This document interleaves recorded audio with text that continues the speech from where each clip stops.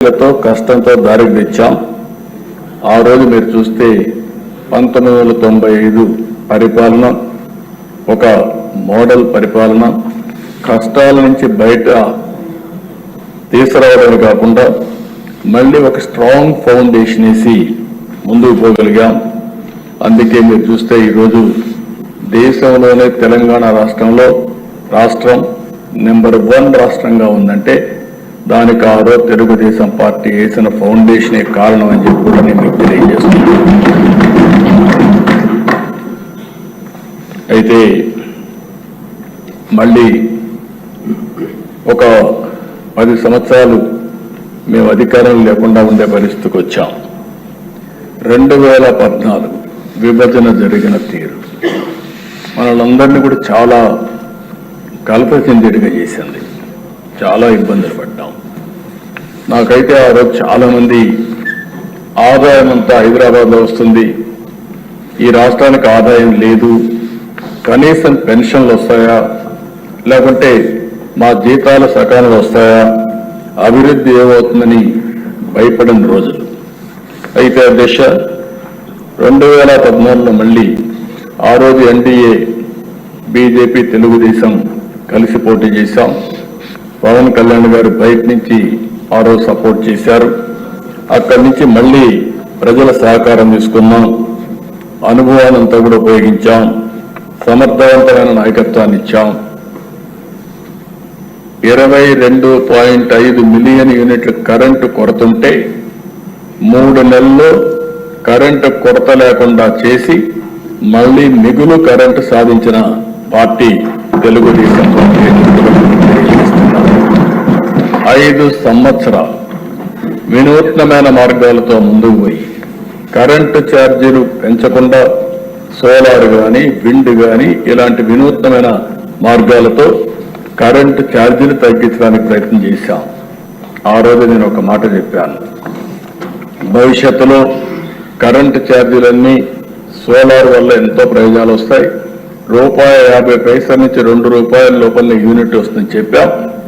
అదే చూస్తే అప్పట్లోనే కొన్ని దగ్గర ₹1.99 వచ్చే పరిస్థితికి వచ్చింది. తర్వాత ఇప్పుడు స్టెబిలైజ్ అవుతా ఉంది. అలాంటి వినూత్నమైన కార్యక్రమాలతో ముందుకు పోయాం. ఇంకో పక్కన దిశ రాజధాని లేని పరిస్థితి. మనం అందరం గుర్తుపెట్టుకుంటే ఆ రోజు హైదరాబాద్లో ల్యాండ్ ఉంది కాబట్టి దాన్ని అవకాశంగా తీసుకుని కరెంటు లేకపోతే కరెంటు చేశాం, నీళ్లు లేకపోతే నీళ్లు తీసుకొచ్చాం, నూతనమైన ఆర్థిక వ్యవస్థకు దోహదం చేశాం. అక్కడి నుంచి మీరు చూసి తిరుగులేని శక్తిగా తయారు చేసుకున్నాం.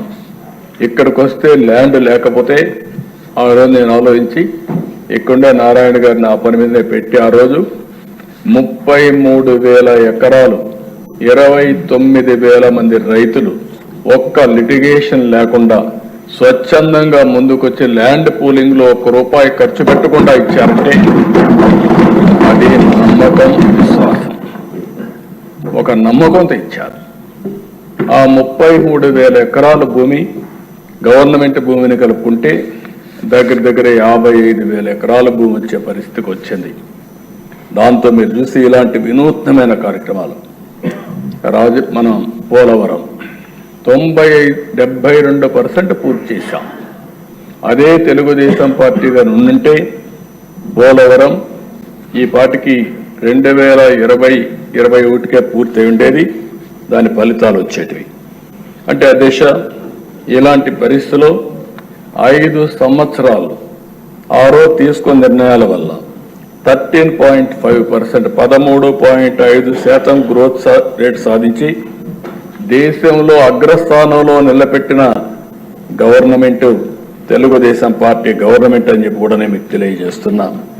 పథకాలు, పెట్టుబడులు, పాలసీలు, బెస్ట్ ప్రాక్టీసెస్ ఇవన్నీ కూడా దేశం దృష్టిని ఆకర్షించాం.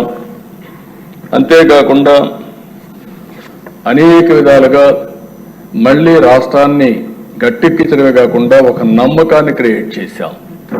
ఆ సమయంలో 2019 ఒక్క ఛాన్స్ అనే మాట చెప్పి ఒక విధంగా చెప్పాలంటే మనం అన్ని చేశామని మనం అనుకున్నాం, ప్రజలు కూడా ఇంకా ఏదో చేస్తాడు, ఒక ఛాన్స్ అంటున్నాడు చెప్పి అనుకున్నారు.